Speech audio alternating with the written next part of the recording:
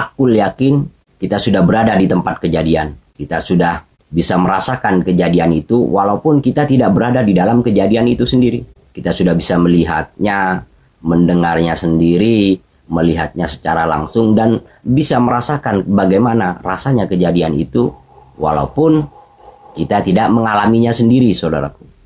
Isbatul yakin adalah iman yang sebenar-benarnya iman. Inilah yang disebut iman kepada ilahi Rabbi. Iman yang sebenar-benarnya iman. Karena kita sudah berada di dalamnya, kita mengalami suatu kejadian itu, kita merasakan kejadian itu, kita menyaksikan kejadian itu, kita menggunakan ilmu-ilmu itu, berawal daripada ilmu yakin itu, kemudian sampai kepada isbatul yakin. Assalamualaikum warahmatullahi wabarakatuh. Saudaraku yang budiman, saudaraku yang dirahmati Allah dimanapun jenengan berada. Salam namo buddhaya, Om Swastiastu, salam sejahtera, salam kebajikan, rahayu rahayu sagung dumadi. Pada kesempatan kali ini kita akan membahas tentang iman, saudaraku. Iman itu dibagi menjadi 4 tahapan, saudaraku. Jadi ada 4 tahapan iman, saudaraku.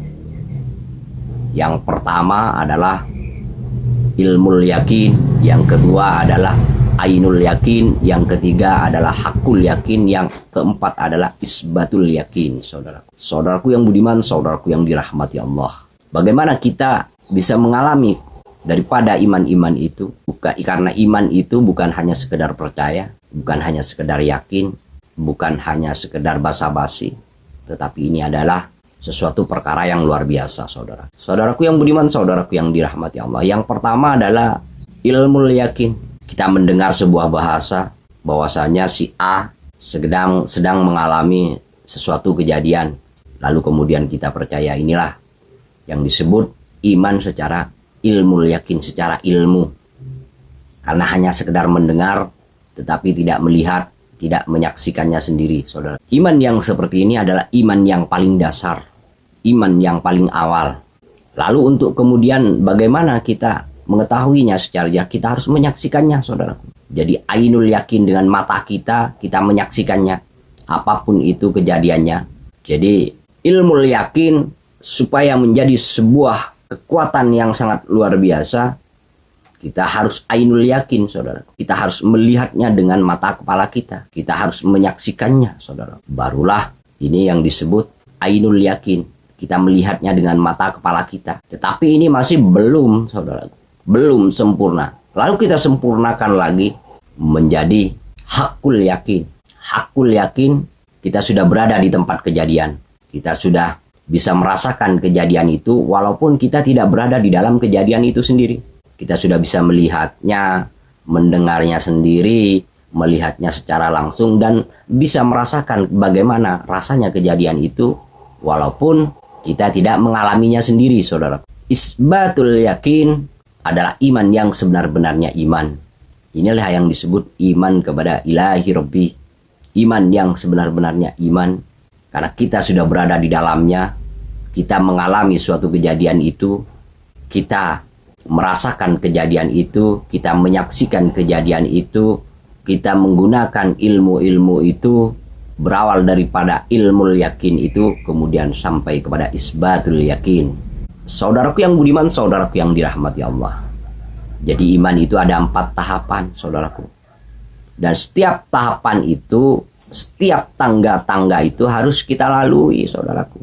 Kalau kita tidak bisa melaluinya, yo bagaimana kita akan bisa menembus apa dari yang kita tuju itu, saudaraku. Kalau kita mau menuju kepada Allah, maka kita harus tembus 4 lantai itu sendiri, saudaraku. Makanya setiap segala sesuatu di dunia ini ada 4. Sahabat ada 4, saudara batin kita ada 4, malaikat penjaga kita ada 4. Walaupun sebenarnya ada semua, saudaraku. Tapi yang menonjol itu Jibril, Mikail, Israfil, Israil. Ada tulur papat, 5 pancer, ada sahabat 4. Sahabatnya Nabi 4. Makanya beristri paling banyak 4. Semuanya serba 4. Dan 5-nya adalah sempurna, saudaraku. Makanya 4 sehat, 5 sempurna, saudaraku. Ketika kita sudah mengisbatkan diri kita kepada ilahi Robbi, kita sudah mengalami semua kejadian itu, barulah kita fana, barulah kita lebur. Inilah yang kelima, tenggelam di dalam lautan ketuhanan itu sendiri, tenggelam di dalam laut keilahian itu sendiri, masuk di dalamnya, sehingga tiada lagi diri kita, musnah diri kita, hancur diri kita, lebur diri kita. Lalu yang nyata adalah, yang senyata-nyatanya adalah Allah Azza wa Jalla. Tiadanya diri, itulah isbat yang sebenar-benarnya isbat, saudaraku. Jadi kita sudah lebur, kita sudah melewati 4 tahapan, kemudian menuju ke yang kelima, yang disebut sempurna, saudaraku. Jadi bukan hanya sekedar isbatul yakin lagi, tetapi sudah sempurna, kafah, kufu, saudaraku. Sempurna sekali. Makanya rukun Islam itu 5, nur papat, 5 pancar, sahabat 4, 5 nabi. Seperti itu, saudaraku. Malaikat 4, 5 ilahi Robbi. Seperti itu, saudaraku. Saudaraku yang budiman, saudaraku yang dirahmati Allah. Sempurnanya segala sesuatu itu melalui sebuah tahapan-tahapan yang sangat mengasihkan. Tahapan-tahapan demi tahapan yang kita lalui itu, prosesnya itu begitu asik, begitu indah, begitu nikmat, begitu luar biasanya, saudaraku. Kita mengalami setiap jengkalnya. Di tangga pertama kita banyak mengalami huru hara, saudaraku. Kita banyak mengalami huru hara.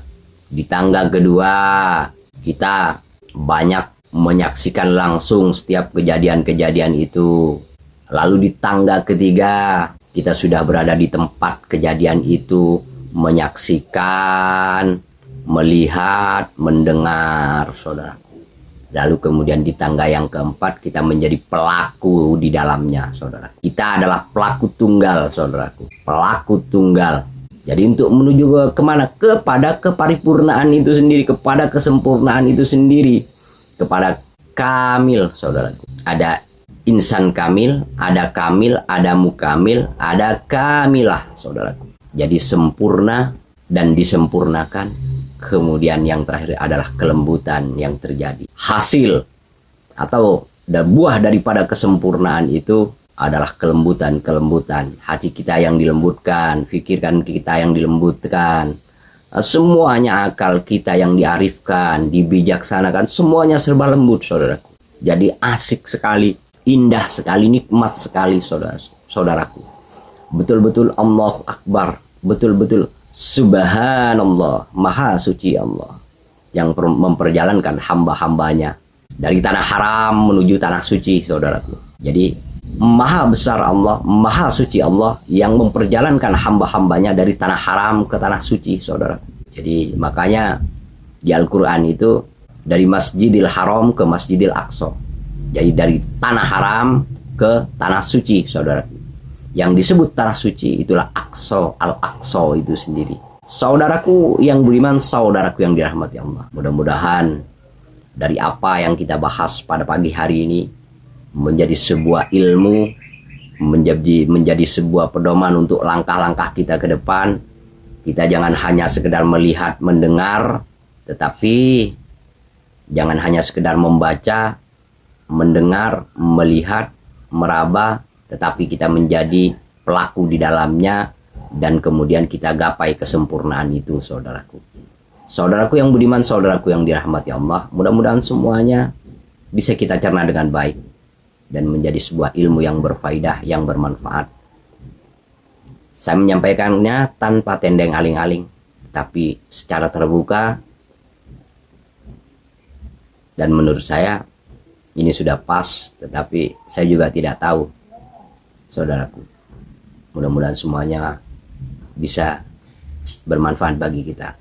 Assalamualaikum warahmatullahi wabarakatuh. Merdeka.